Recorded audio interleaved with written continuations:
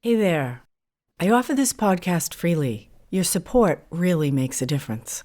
To make a donation, visit reneemckenna.com. Welcome to Spiritual Psychology. My name's Renee LaValle McKenna, and I bring my 30-plus years as a recovering addict and ex-crazy person turned therapist and shamanic healer to bring you snackable teachings on spirituality, psychology, and all things personal growth. And today I want to talk about getting unstuck. And I think we all have places in our life where we feel stuck. I know I certainly do. Stuck in an unfulfilling job, or a dead relationship, or stuck in some place in my life where I have desire to grow or positive change, and I just don't seem to be able to get to the next level. I couldn't apply to graduate school. I couldn't write the book.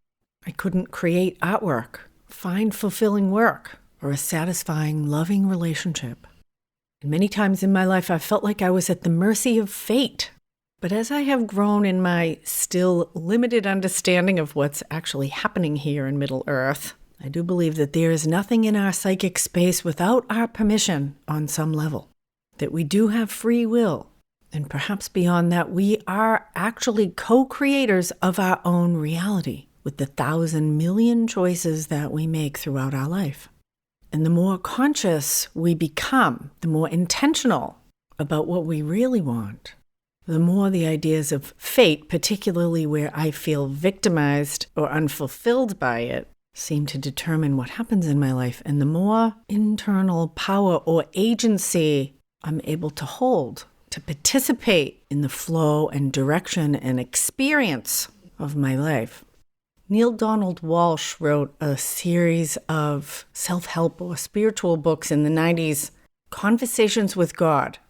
And it was the first place I was introduced to the idea that we co-create our reality, consciously and unconsciously. And that whatever our life circumstances, if we look deeply, they're an expression of what we actually believe, or perhaps even what we want on some level.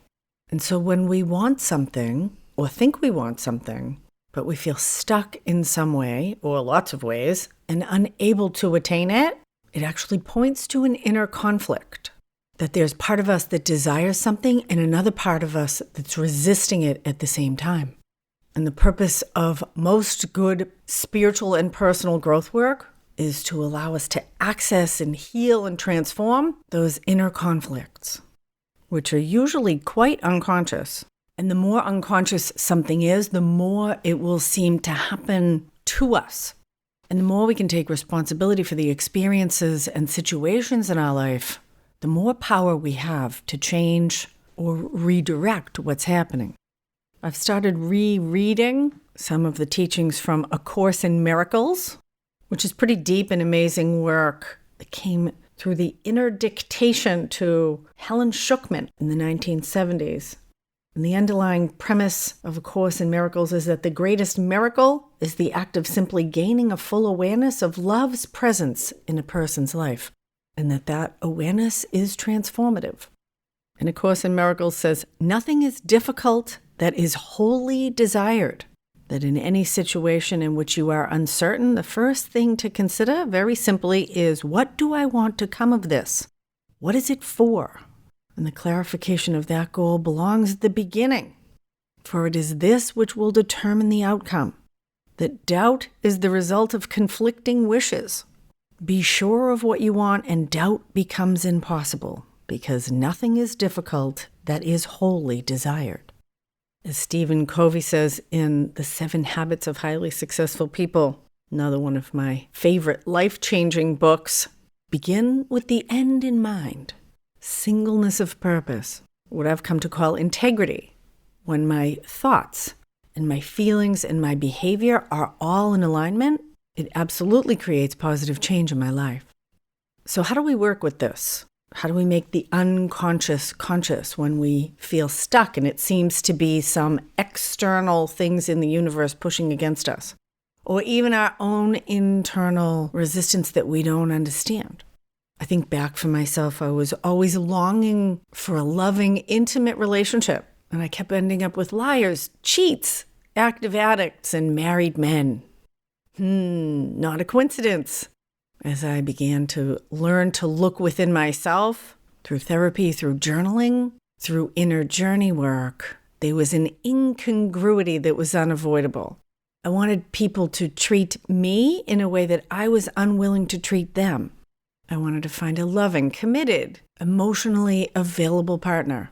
And I was selfish, terrified of commitment, and completely emotionally unavailable myself. And as I began the long process of becoming emotionally available, of actually becoming the kind of partner that I wanted to have, the nature of my intimate relationships grew and changed and continues to do so to this day. I think about my friend Aiden, who longs to be an artist. He's always coming up with ideas for creative projects and has a pretty vast storehouse of creative materials for all these projects that he hopes to create someday. But he's unable to complete anything, starts a lot of projects, but never seems to have the time. And we've had a lot of talks about this because I've worked through a lot of my own perfectionism around my art. I was stuck for a very long time with some ridiculous number of half-finished projects.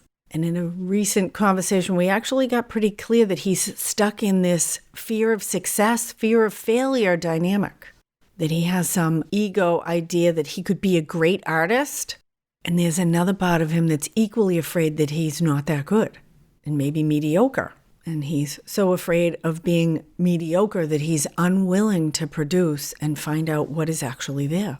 It's a very common dilemma, and one that I was stuck in myself for decades. And what unstuck me was actually doing art with children, particularly little children under the age of 5, who had no ego idea of good or bad, no judgment. They just loved the process. They were joyful in playing with the paint and the other materials. They were unattached to the outcome. They were in the presence of creation. And I had an opportunity to create some big murals at that preschool. And it was my first experience with public art. And I loved it because there was an anonymity to it that took my ego out of the equation. And my intention for doing the art was for the children to make the space more beautiful and colorful for them. And that combination of selfless service and anonymity allowed me to be truly creative for the first time in a free way. I didn't tell anybody that that was my artwork. I didn't really hide it, but it's actually made me fall in love with public art. And I've been a guerrilla public artist ever since. There's a freedom and unattachment to outcome, which may seem like it conflicts with having a goal, but it depends what the goal is. And from my experience, the best goals are more spiritual or soul-centered rather than in service of my ego or my little Renee LaValle McKenna self. My intention these days is to bring this work to all who need it for the benefit of them and myself. Before I wrote my book, I used to think, I want to write a book so it'll be a bestseller. And my fear that that wouldn't happen stopped me from being able to write the book. Well, there was a lot of things that stopped me from writing the book, but that was one of them. And the goal became, I'm going to write a book just for the experience of writing a book and having that accomplishment. Whether 10 people read it or 10,000. And that shift more to my own feeling of accomplishment within myself rather than how other people might see or perceive me really set me free to just be able to write a book. Of course, I do have to say, writing that book was probably the most difficult thing I've ever done. So there was a lot more to it than just that shift in intention, but aligning that clarity of purpose within myself, that I became willing and even eager to follow this desire to write a book and became willing to do whatever it took to make that happen and let go of the outcome. That was kind of the magic formula for me. In fact, it still is in most areas of my life. But our inner conflict can be deep, it can be karmic, it can be ancestral. Our internal resistance is often rooted in unresolved trauma, unhealed emotional wounds. So they can be a lot more involved in resolving internal conflict than just making a decision. And if you feel stuck in some area of your life, you probably already know that on some level. And so how do we do that inner work? How do we resolve those inner conflicts? That doubt of two conflicting wishes that keeps us stuck. I want this, but I don't want that at the same time. So the first step is to realize there's a conflict and to be willing to look deeply at what's actually there. For example, my mentee, Bella, a very gifted healer, incredibly intuitive, grew up in a tradition that believes that the work of Reiki, Tarot, spiritual psychology, shamanism, and animism is more or less the work of Satan. And she's in a time of tremendous change, empowerment, and transformation as she really owns her gifts in the world. She's doing profound work to extricate herself from the larger entity of the church, which may be beneficial to some people, but it is definitely harmful to her. And there's a lot of fear that she can just feel in her body, a lot of doubt that she'll be supported as she moves into this next place in her life. An anxiety that she'll lose everything. That's been my experience too. Every time I have kind of leveled up, there's a fear that I'm going to lose everything that I know. And unfortunately, it may be true, but it doesn't mean there's emptiness. In fact, there's more fulfillment in the next place. Willingness to go into the unknown, which is frequently uncomfortable. And I think that's one of the biggest tripping places for most of us as we try to grow and evolve and expand ourselves, is the expectation that it will be comfortable. And it is really outside of our comfort zone that new life experience exists. And so we need to be willing to be uncomfortable. We're a comfort-obsessed culture. And if we wait until we're comfortable before we do something, we'll never do it. And to be with the fact that doing new things, that growth is uncomfortable and that that's healthy and to be expected. And the more we can tolerate that discomfort of the unknown, to be with it, move through it, gather whatever we need to be able to keep going, that's how we go to the next place. To expect discomfort and be okay with it. We'll live through it and it'll pass. And over time, things that were uncomfortable become normal. And we get a new normal until we move to the next place of being willing to grow outside of our comfort zone. And desire pulls us forward, and the universe will often create circumstances to really push us along.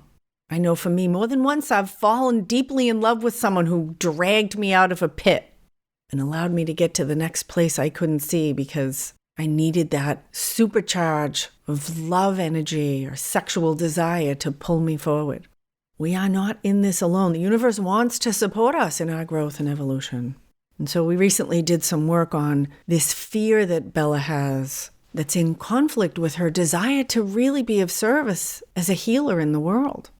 And so I suggested that she journey to that part of herself that's afraid, and it would probably be a child part of herself. And it was.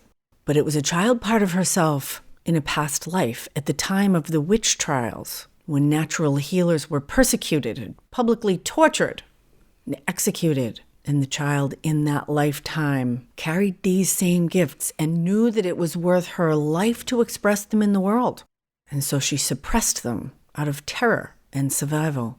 I've seen this more than once, the residue of the suppression of the feminine healing arts that have been demonized by the patriarchy, particularly of the Christian church, and women too afraid to stand in that feminine power. Understandably so, but it has kept them spiritually small, emotionally frightened, immature on a soul level. I just did a podcast on inner masculine and feminine, and this is a perfect example of where the deep and vulnerable, gifted feminine needs the support of a strong internal masculine to protect, to be a warrior for her, to stand in the face of those who would harm or persecute her. And we need that inside of ourselves for that inner girl to become a queen instead of a princess. And that podcast is number 124, Inner Masculine and Feminine. And so where do you feel stuck in your life? Physically, mentally, emotionally, sexually, professionally, financially, relationally, creatively? What is the part of you that wants something, and what is the part of you that resists it at the same time? And can we bring them into dialogue? Are there fears that need to be dissolved? Wounds that need to be healed? Karmic or ancestral lines that need to be cleared? And if you want to do that work on your own, you can check out my book, Allies and Demons, Working with Spirit for Power and Healing. There's free guided audio that goes with each chapter, and it'll walk you through a lot of those processes. And if you want to do some of that work in community with others, I'll be starting a new round of spiritual experience groups. There's a link in the show notes.